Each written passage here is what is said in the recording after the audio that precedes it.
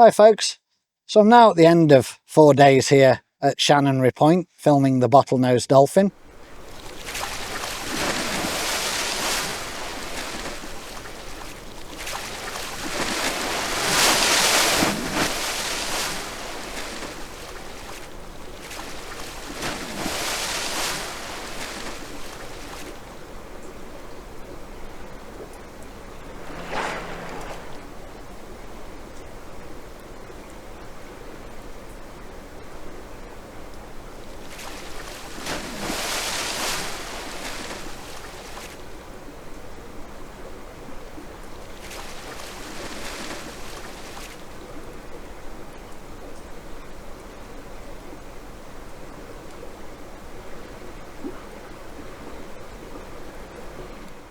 This location is just north of Inverness here in Scotland and is famed for sightings of bottlenose dolphin.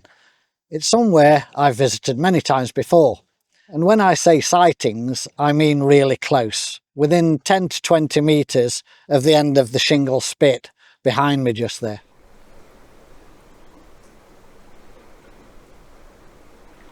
The reason the dolphin come in so close here is there's two currents, one that goes along the coastline that way and one that goes along the coast that way, and then it meets at the end of the spit and that churns the water up.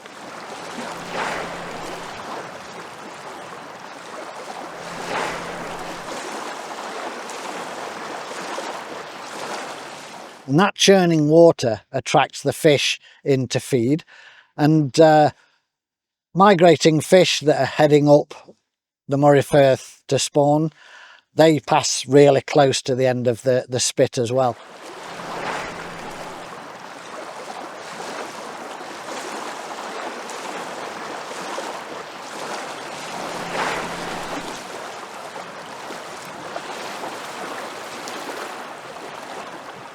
These two currents are so powerful that the dolphin have learned they can simply sit in them, and the current holds them in place and the dolphins simply wait for the fish to come to them.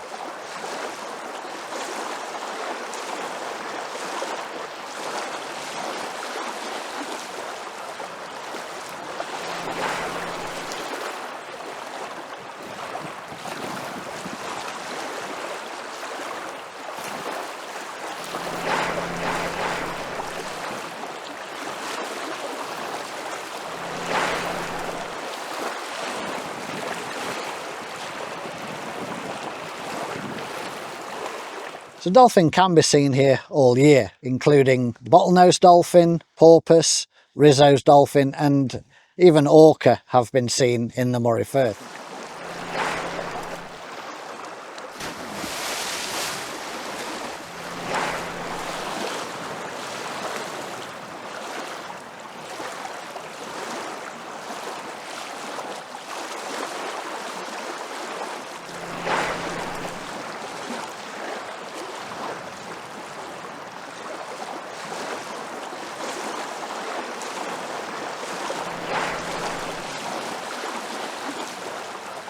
Now the dolphins, as I say, are here all the time, but the best time to actually see them really close into land is on a rising tide. So the best thing to do is arrive at low tide, and then you want to be here around about 2 to 3 hours after low tide.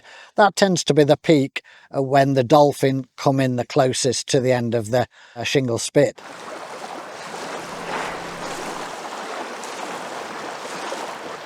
Now I'm here in mid-July, and that's a great time to visit because of the numbers of salmon that migrate up the Moray Firth to reach the rivers to spawn.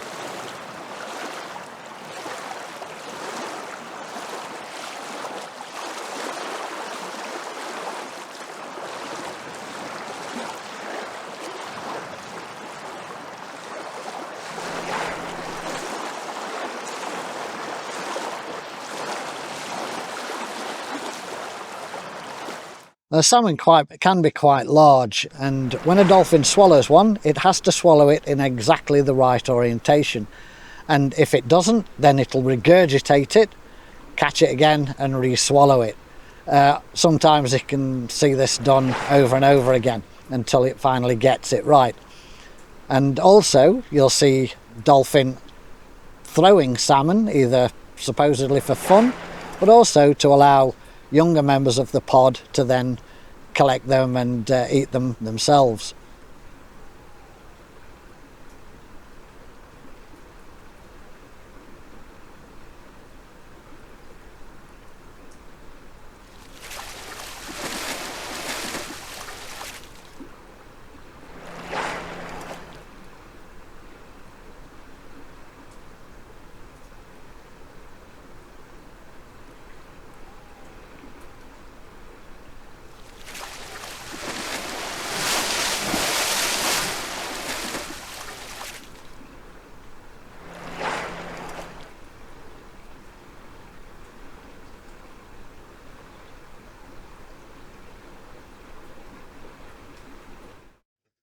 To survive the cold Scottish waters, the bottlenose dolphin here are larger than anywhere else, up to 4 meters long, but they can still move very quickly in the water, chasing the salmon and other fish, and will also leap clear of the water as well, something I was very keen to film.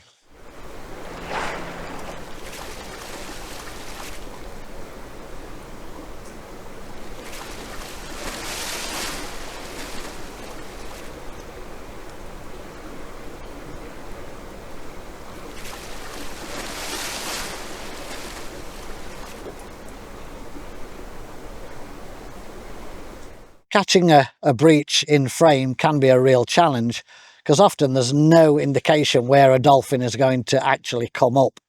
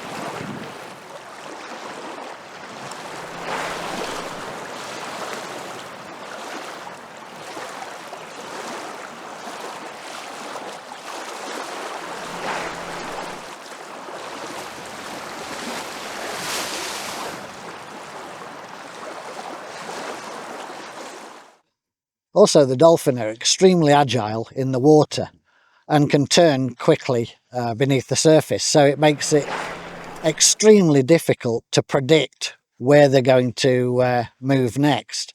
Sometimes you will get a dolphin that's porpoising in a straight line, which makes it easier to track them. Simply then I could just pan the camera, and keeping the camera moving at a steady pace, hoping that the dolphin then will come up in frame.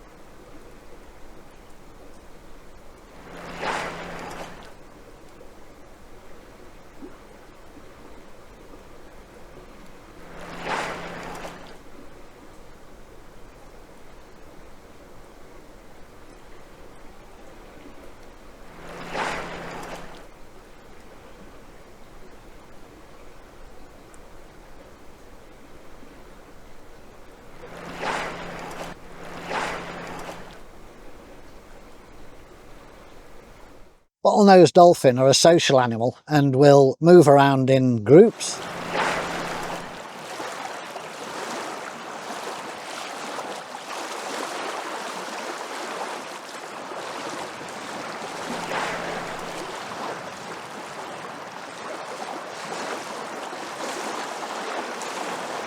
They often can be found in a family pod of up to 15, but the calves will often stay really close to the mother for quite a few months, if not years.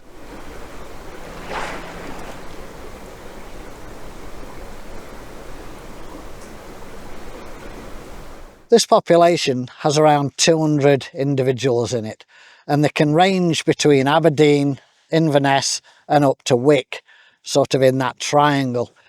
They have been known to move round onto the west coast of Scotland and also onto the west coast of Europe.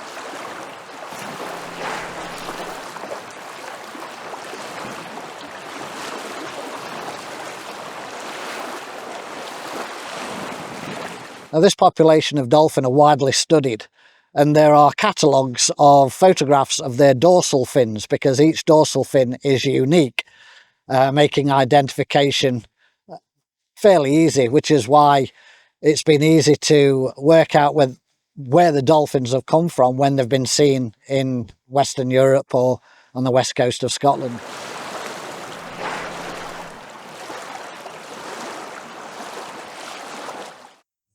Boat movements are a constant in these dolphins' lives, so they tend to ignore most of them, but occasionally you will see a few dolphin interacting with the bow of a boat.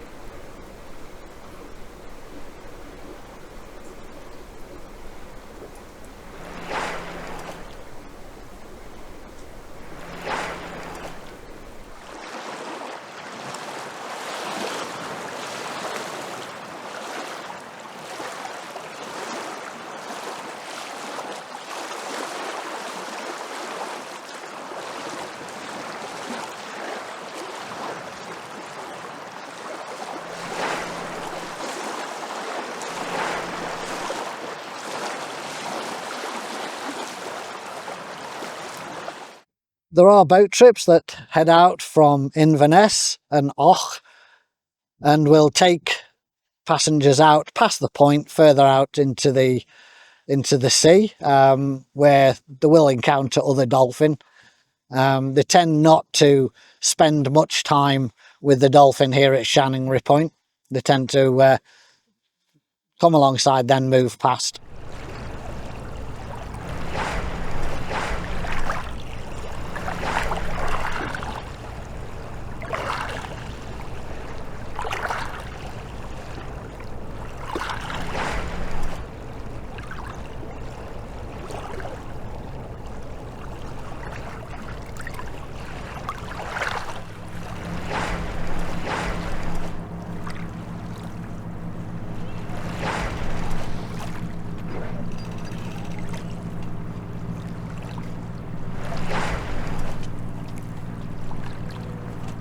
Spending time here often presents a few other filming opportunities, such as the Atlantic grey seal or seabirds.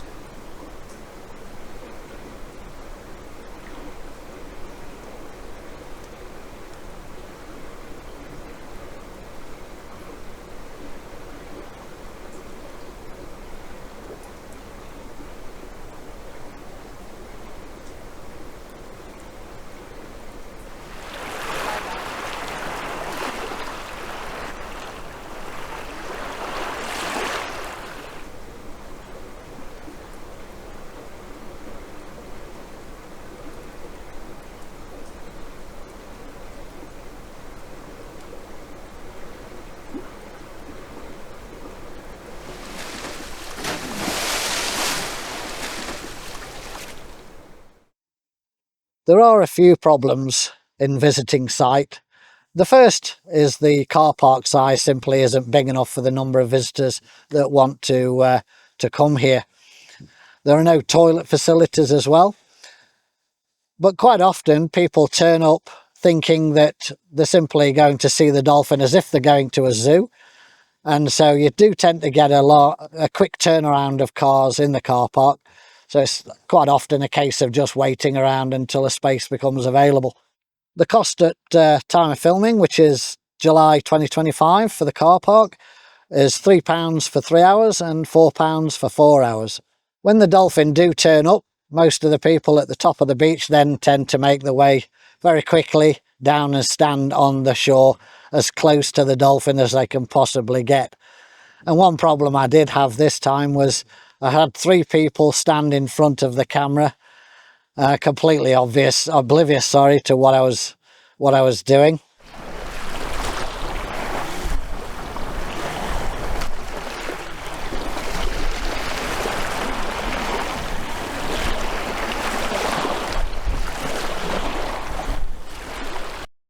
Obviously I found this a bit inconvenient. So I'm just going to talk now a little bit about how I set up the kit and a few of the settings on the camera. Now in photography, we tend to always want the lens to be at eye level to the subject that we're filming. That means in this case, getting the camera down as low to sea level as I possibly can. So I'm using the Flowtech tripod, which opens up completely flat like this. And also to level it is simply a case of lift that flap, move the camera and level it. There's a little leveling ball at the back there. So it makes it very easy to use at a place like this.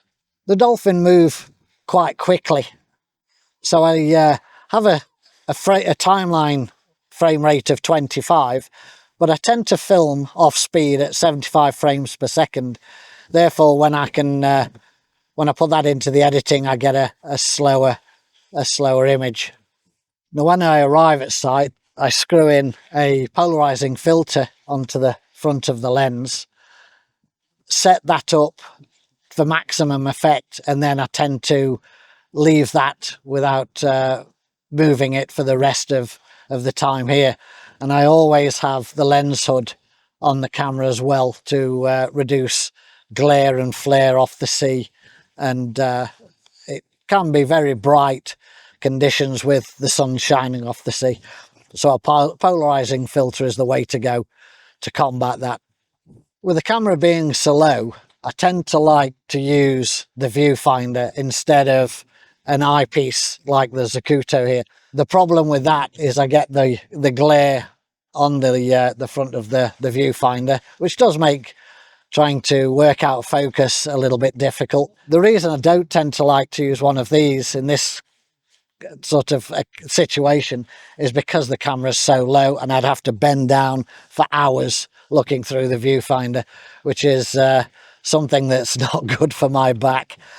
So I do tend to prefer the bigger screen as well. Because the action is so unpredictable, you do tend to record for much longer than the action is actually happening. So you end up with a lot of just image of sea. So I did end up filling 2 1 terabyte memory cards each day, and I could have easily filled 4. I mean, one day I actually overwrote the first card because the action in the afternoon was better than the morning. So memory is definitely something you need to consider when shooting a site like this. Now I have the Sigma 60 to 600 millimeter zoom lens on the camera here. It's very rare that I actually zoom out to the 600 mil. Basically because it just makes focusing and finding the dolphin very, very difficult. So I do tend to spend most of the time between 200 and 300 millimeter. That tends to give the best chance between finding the dolphin, being able to focus on them, and being able to then zoom in on post. Now it can be quite difficult when the dolphin comes up to actually then find it in the viewfinder. So what I've been doing is picking a landmark on the landscape behind me, so finding something that was above the dolphin as it turned up, quickly move that, get that in frame, and then drop and find the dolphin. And that tended to work very well. Well, thank you for watching. All the best to you, and bye for now.